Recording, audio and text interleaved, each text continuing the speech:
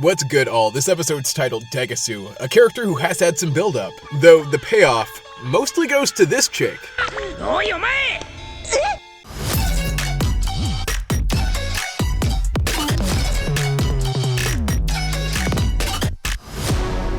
Daima episode 16. If you enjoy, a like and sub's always appreciated, so alright, let's hop in. The group has been fully reunited for about the third time, but don't get used to it.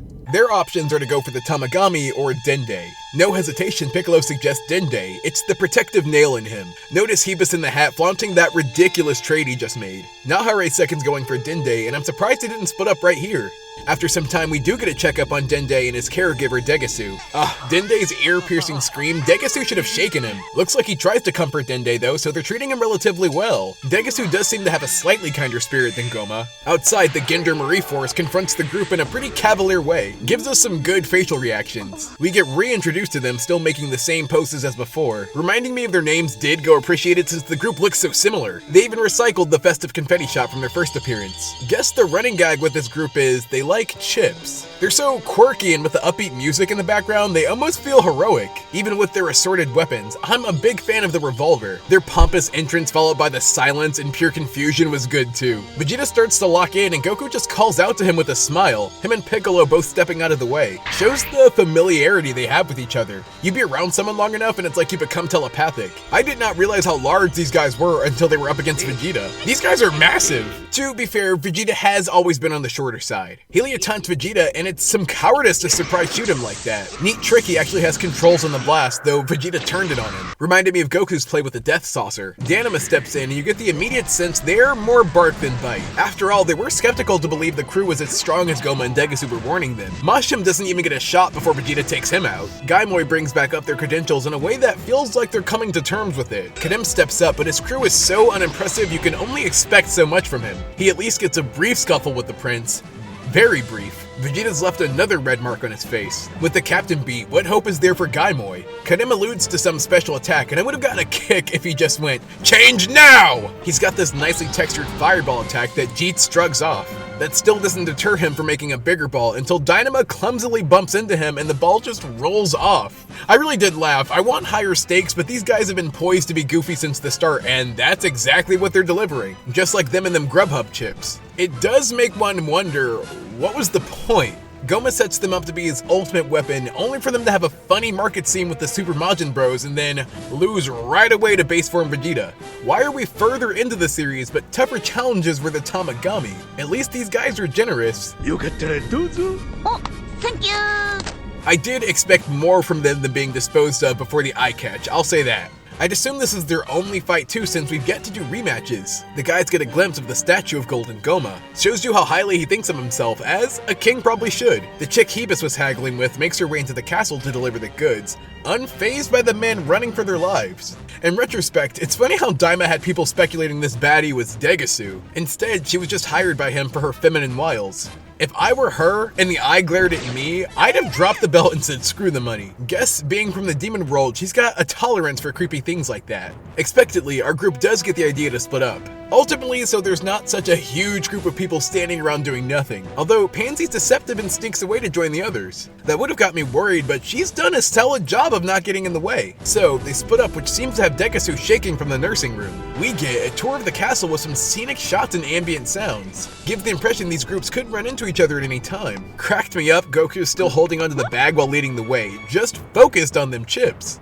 One of Daima's best of the Goku's hungry jokes. He gets a grip and a sense of Dende's ki. Having all 4 to 5 of them run into Degesu would be bad for him, though of course he's got Dende as defense. This episode has such good humor. From the realistic pause of Pansy trying to catch up and her gasping for air, just great timing. In this room full of planes, it appeared Degesu was gonna make a run for it. By now, maybe he's got baby fever and plans to raise Dende alone. I mean, that'd be one way to get himself a set of Dragon Balls. He gets confronted by the guys and as one would, uses Dende for leverage. An obvious but effective play. This is something I've waited a while for, to see the confrontation between Shin and Degesu. Give me all the drama of a family dispute, which this series has a lot of, especially between brothers. You get Raditz coming and torturing his nephew, then getting his own brother killed. Then even cooler looking down on Frieza disgracing them losing to the monkeys. At least Gohan and Goten have a healthy relationship. Shin, as the older brother, comes off as authoritative despite his stature. Degesu doesn't seem to respect him at all, mocks him after not seeing each other for over 1,000 years. That's a hot minute to be estranged from someone. Shin's mentioned they have issues, but nothing really about trying to reconcile them. Degesu's clearly got some humanity in him, for lack of better terms. With this series' lighthearted tone, I wonder if these two brothers could make up eventually. I don't think that's out of the demon realm of possibility. Shin questions his motives, to which Degesu drops he's also trying to be king. That is 4 now. Kadan, then Degesu, Aranzu, and Goma all conspiring against each other. Gotta appreciate how Daima squeezes in just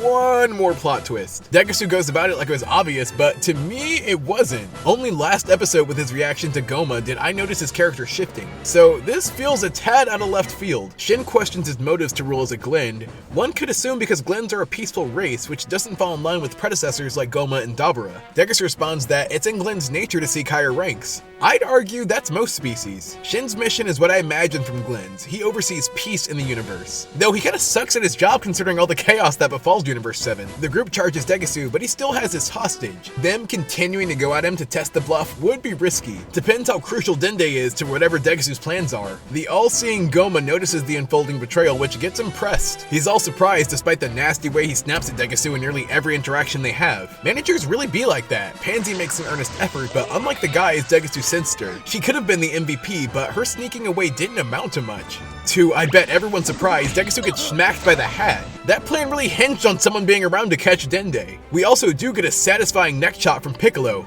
This might be his biggest feat in all of Daima. Would have been funny if Shin was like, "Hey Piccolo, that's my brother!" Not the most thrilling victory, but a fun one. Who expected a team up between Glorio and Hebus? Glorio was hunched for a minute, like really wanted credit for that shot. Not to be nitpicky, but couldn't Glorio have thrown anything at Degesu? A blast? His gun? A tire from one of the ships? Well, at least the donut hat's plot relevant. Dende waking up and realizing he was literally in good hands was cute. Even Vegeta cracked a smile. Goma gloats over his previous fallen assistant without even having the full picture.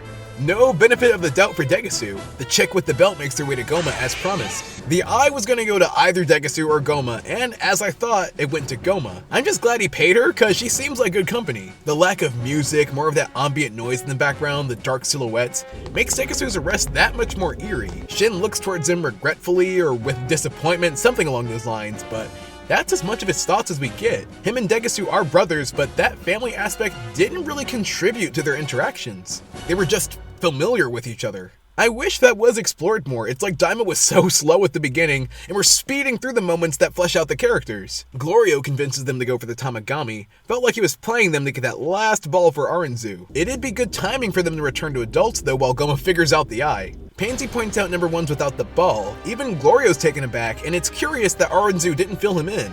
Shin has a much stronger reaction to seeing his big sis than little bro. Wonder how long they've been estranged.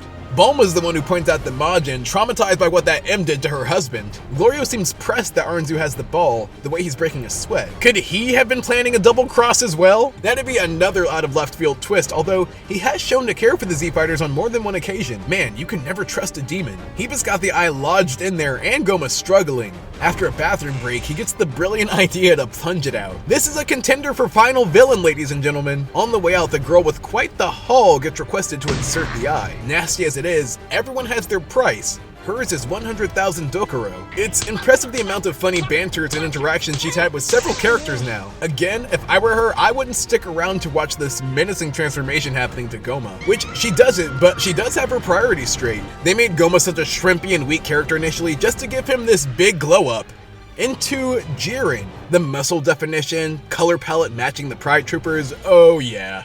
Gosh, actually a lot happened this episode. Felt like it should have been split up into 2. I don't know why they bothered with the Gendarmerie Force. If they don't return and team up with the heroes in the end or something, Daima could have done without these characters entirely. That's rare for what's supposed to be main villains in a Dragon Ball series. Then, all of a sudden, Degesu wants to betray Goma. Likely we were supposed to be surprised since he's been so subservient this whole time. The setup for me was just not there though, and his interactions with Shin were lackluster to say the least. We're given a kernel Glorio might betray Aranzu, which to me only makes sense if it's on behalf of the Z-Fighters. Otherwise, this all kind of comes across as having plot twists just for the sake of it. I do appreciate all this episode does, I just come out of it wanting more. So I'd have to give it a 7 out of 10.